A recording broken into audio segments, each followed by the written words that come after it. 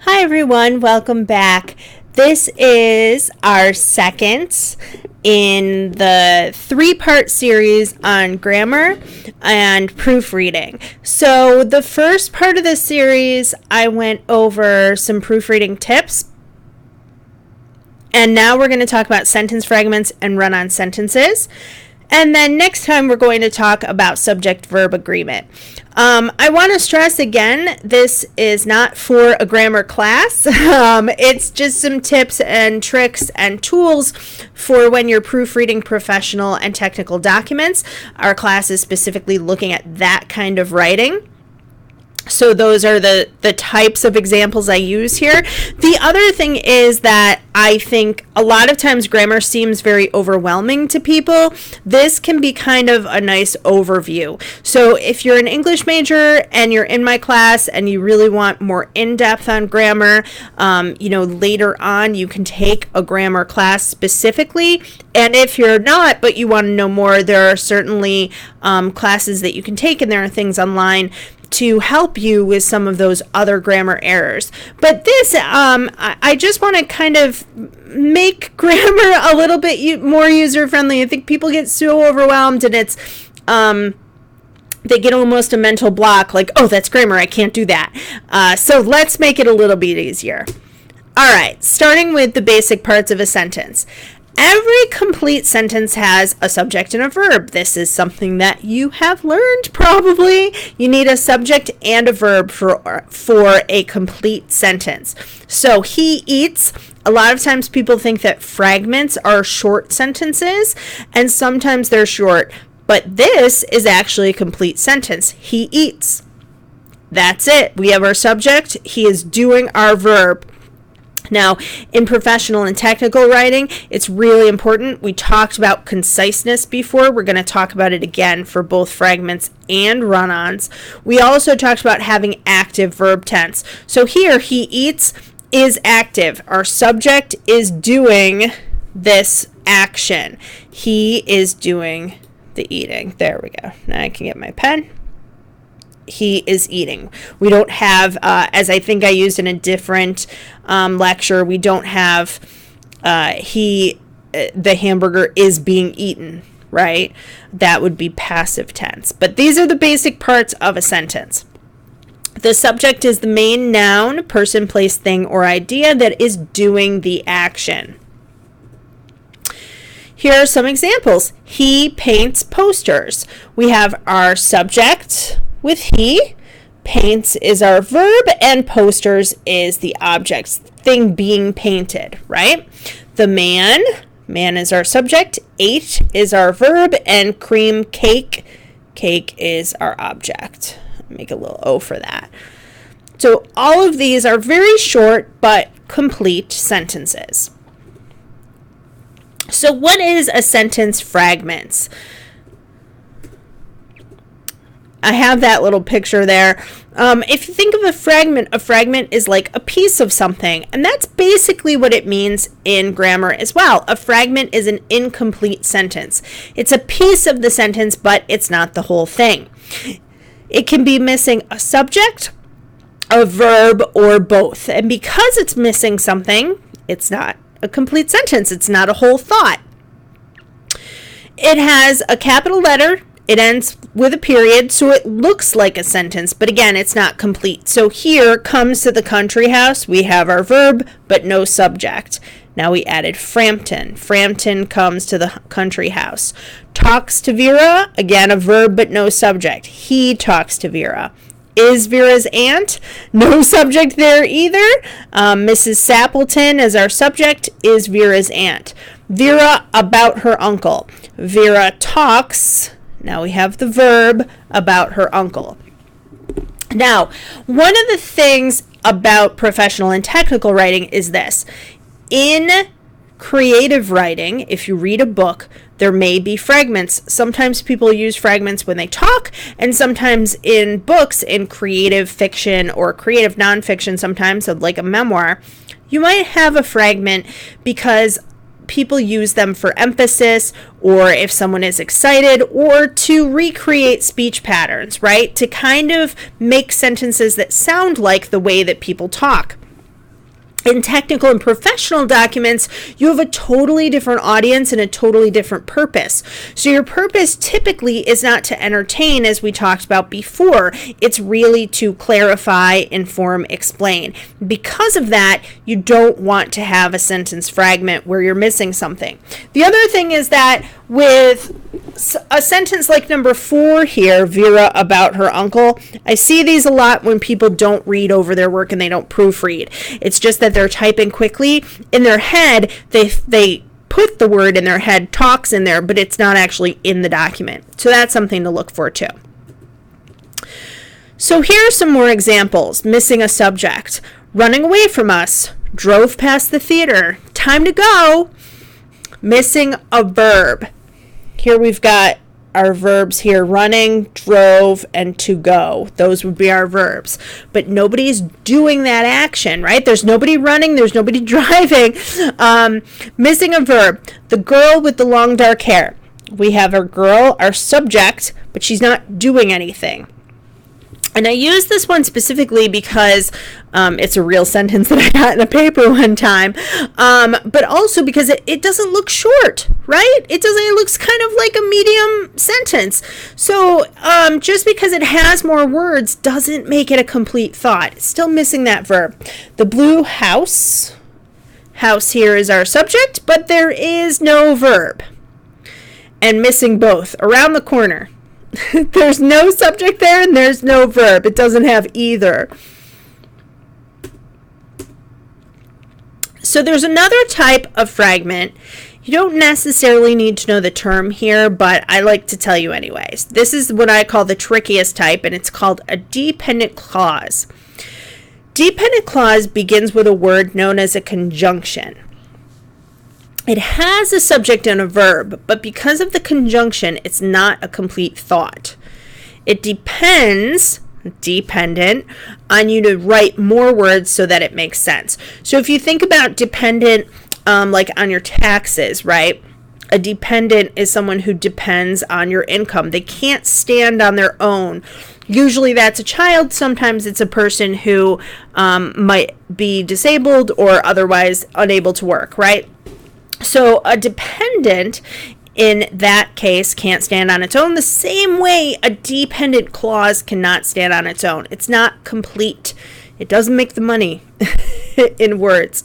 So here are some examples. Until I go home. After I left the dance. Before the movie starts. Since she was gone. And again, as this guy over here, until after you're asleep, there's a dependent clause there too. If this were in speech and it were in a book and there were people talking and you had dialogue, it would make sense. How long are you going to be here? I don't know, until I go home, right? It makes sense. But in a professional document, it does not. So these are dependent words: until, after, before, and since. Those are dependent clause words. And there's an unanswered question. To me, it's almost like there's that ellipsis, that ... Before the movie starts? What are you going to do before the movie starts? Fill in the information, for goodness sake. So let's talk about how to fix these fragments, now that we know the different types. Again, it could be missing a subject, it could be missing a verb, it could be missing both, or it could be one of those dependent fragments. Drove past the movie theater.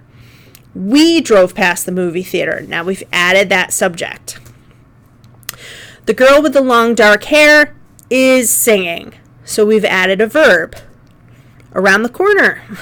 The house around the corner was on fire. House is our subject. Was on fire is our verb phrase. It's our complete verb there. We've added both. Since she was gone, you can do two things here. You can take out that word since and just have she was gone, or you can add another full sentence with a subject and a verb. So since she was gone, comma, I was relieved. typically, when I'm editing technical or professional documents, the real issue is that someone started with a dependent clause word that they didn't really need, and they kind of trailed off and thought they finished their sentence. So they'll say something like, although the client was quite upset when she first came in. Right? They kind of were writing and they didn't go back to edit. So really in that case, they would just need the client was quite upset when she first came in. They don't need that word although. So that's something to look for. It's another way too that you can shorten up those sentences. We really don't want complex or compound sentences in our technical documents. We really want as simple sentences as we can. For clarity. In professional documents, you can have compound means like compound or complex mean you're adding phrases on. Since she was gone, comma, I was relieved, or I was relieved, comma, and she had left. So sentence fragments in technical writing, as I just said, they should be short and to the point, but that doesn't mean that you're doing sentence fragments. Quite the opposite. Quite the opposite, because if you're missing a subject or a verb or both, it's not going to be clear. And we talked, I think last week or the week before, about having clarity and being concise. So your sentences should have still a subject and a verb. This is true even when creating a list of directions. So if you're writing directions, if you're writing a manual, you still have to have a subject and a verb, but you can format it a little bit of a different way than you would in a college essay or in a creative piece of writing. So here's an example on how to do this. Creating a list. Here's my first draft with complete sentences. Laundering of corruption proceeds can take a variety of forms depending on the nature of the corrupt act. In the grand corruption context, the most prevalent forms of proceeds are those arising from bribe taking or kickbacks. They can also arise from extortion. Proceeds may also result from self-dealing and conflict of interest. Other funds can result from embezzlement from the country's treasury by a variety of fraudulent means. Okay, that's actually not horribly written.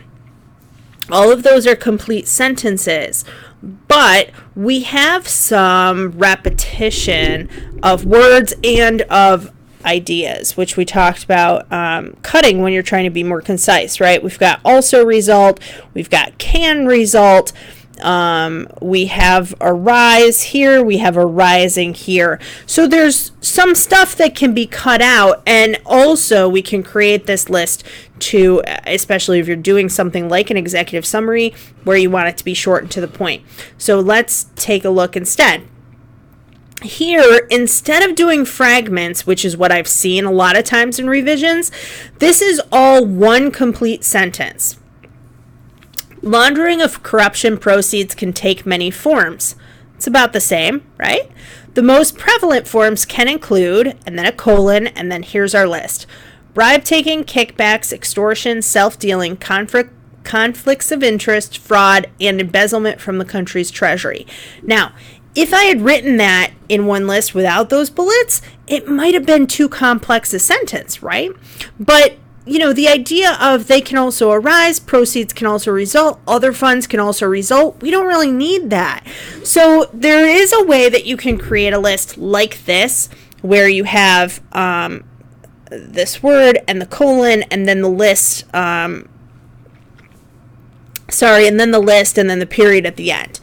And the commas between all of those items.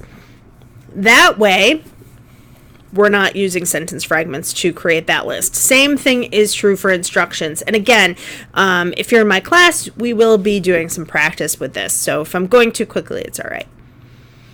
All right, moving to run-ons. I was hungry, I ate lunch. Basic parts of a sentence. Subject and verb. Cats. Subject will meow is our verb phrase. As I told you earlier, we just talked about dependent clauses. You can see the comma there after the dependent clause, and then our independent clause. That's our complete sentence. As I told you earlier, comma, the meeting has been postponed. I told is our subject and verb.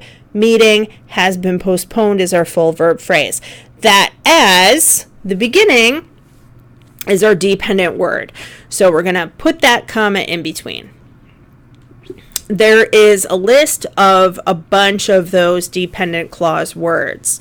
After, although, as much, because, before, since. The ones that I see very often, before and after, I see although a lot, because a lot. This is one of the reasons that your teacher in elementary school told you not to start a sentence with the word because. They were wrong. You can start a sentence with the word because. The problem is that a lot of times you have a dependent clause fragment. So you'll have something like, because I told you earlier, period, which isn't a full sentence. And that's the reason they don't want you to use that. But grammatically, you can. If you're writing more formally, I don't recommend it. So for technical and professional writing, it might not be a great idea. So what is a run-on sentence? Well, again, like a fragment, a lot of people think that a run-on sentence just means a long sentence, and that really isn't true. A run-on occurs when there are two or more independent clauses smashed together like one sentence. I have to clean the house, I have to go to work, I have to stop at the bank before returning home later tonight, I need to do the laundry. My goodness, woman, take a breath. There's a lot going on there. The blue, the red, the green, and the purple are actually all complete sentences. So this is a run-on where we've got 1, 2, 3, 4, 5 sentences, right? And I is our subject, clean, it should say have to clean there. I have to go, I have to stop, later tonight, I need to do. Subject and verb and subject and verb and subject and verb. Oh my! That one was a long sentence. They're not always, though. So one of my hints is that you can look for pronouns like I, you, he, she, it, and they. We talked about pronouns in our last presentation also for a different reason. But when you have these pronouns, a lot of times, not all the times, but a lot of the time, they start a second sentence. So let's take a look. Another thing to look for are articles like the, and so sometimes those start the second sentence too. So where does the second sentence begin? I was hungry, I ate lunch. Subject, verb, our split comes right there after hungry and before I. Shelley went to the gym. She sprained her ankle.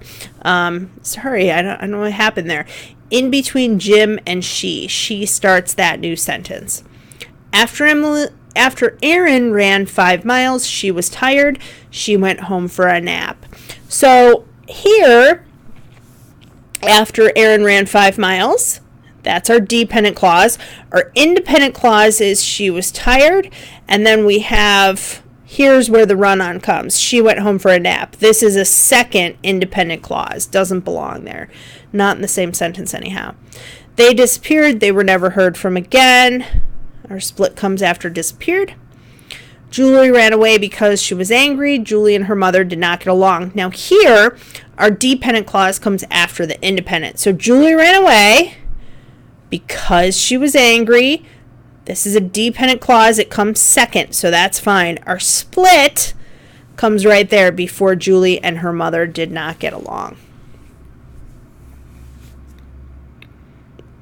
So in all of these cases, if I tell you that you have a run-on sentence, you want to look for where the subjects are and where the verbs are. In all of these cases, the second sentence starts with that subject, whether it's a pronoun or whether it is a name, a proper noun.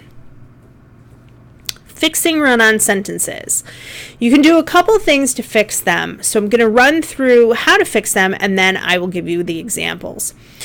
We talked about fanboys conjunctions before when I went over comma use. So fanboys, if you don't remember, is an acronym for conjunctions. For and nor, but, or, yet, and so.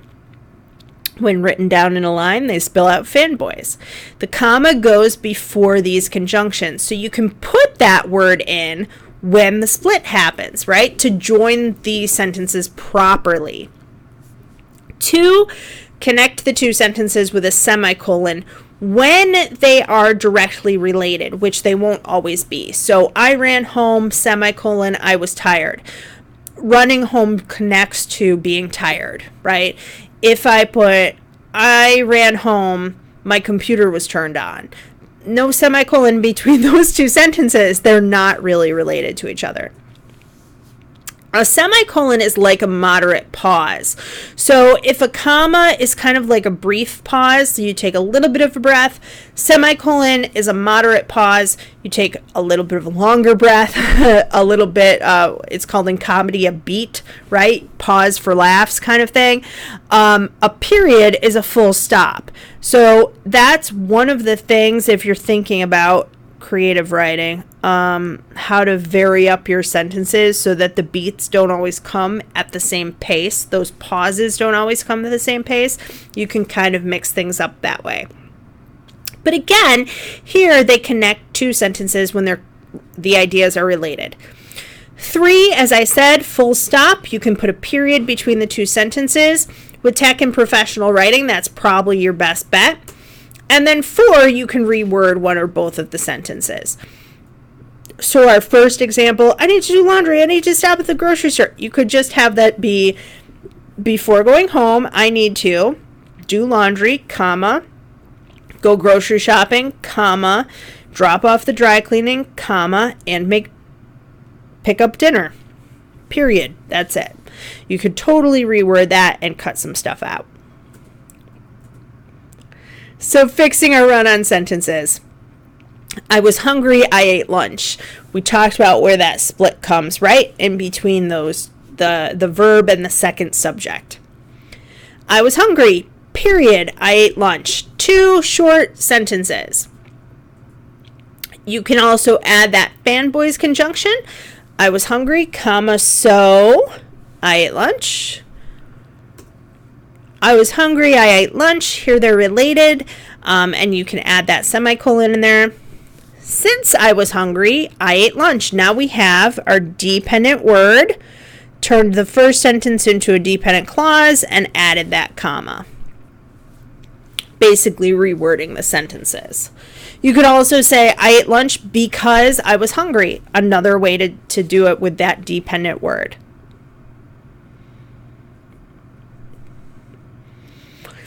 So what's a comma splice? A comma splice is exactly the same thing as a run-on sentence, except that it has a comma splicing or splitting apart the two sentences. This is an error. A lot of times people think they can fix a run-on by just throwing a comma in there, but you cannot. It just turns it into a comma splice. So you can only fix a comma splice in one of the 4 ways we just talked about. If you throw the comma in, I don't know who made this cartoon, but this is the comma bully, and it's kicking out all of the little fanboys and all of the little commas and the poor little semicolon. So here are some examples. My favorite colors are silver and blue, comma, I decorated my entire house with those colors. Well, the split comes here. And instead of having a conjunction, instead of having a period, or instead of having a semicolon, the person's just put in a comma. Running away was not easy, but our dog managed his way out of the gate. He dug underneath the fence. There's our comma splice error right there. I had somebody last semester in class who I kept telling them they had run-on sentences, and they came running up to me the one day and said, oh, I fixed it. I made it a comma splice like you said. And I was like, no, don't do that. You just turned it into another error. All right, so my favorite colors are silver and blue, period. I decorated my entire house with those colors. We put a period in, changed that comma splice into proper sentences. Running away was not easy, but our dog managed his way out of the gate, comma, and he dug underneath the fence. So there we added that fanboys conjunction. So, to comma or not to comma. As I just said, you cannot fix a run-on sentences by adding only a comma. You cannot fix a comma splice by just taking out the comma. Only changes one error into another. So make sure that you add that conjunction, that you put that period in. Once in a while, you can use a semicolon. And sometimes, especially if you're struggling with clarity, you may need to just reword things. So in technical writing, as I said, sentences should be clear, short, and to the point. If you see a long sentence, a run-on sentence, or a comma splice, the easiest solution is going to be to add that period and create two separate sentences. They don't necessarily have to be long, so make sure that you're looking for a lot of pronouns, a second subject, a second verb, to see if there's another sentence coming up. So here's an example from a professional document. First draft. Follow the measures listed below to enhance your cybersecurity. Scrutinize text messages, examine bank statements. That red starts that second sentence. Here we have a subject you, which is implied, but they're two different directions, which is also not clear, right? Looking at text messages and looking at bank statements really should be two separate things. Scrutinize email spellings, double check spelling of web links and email attachments. Again, the red is our second sentence. So again, it's a run-on. Be aware of social media apps and games asking for personal information. Your data could be corrupted or sold. The red starts the second sentence. Data is our next subject. Could be corrupted is our verb. Create strong passwords, then change your Wi-Fi password.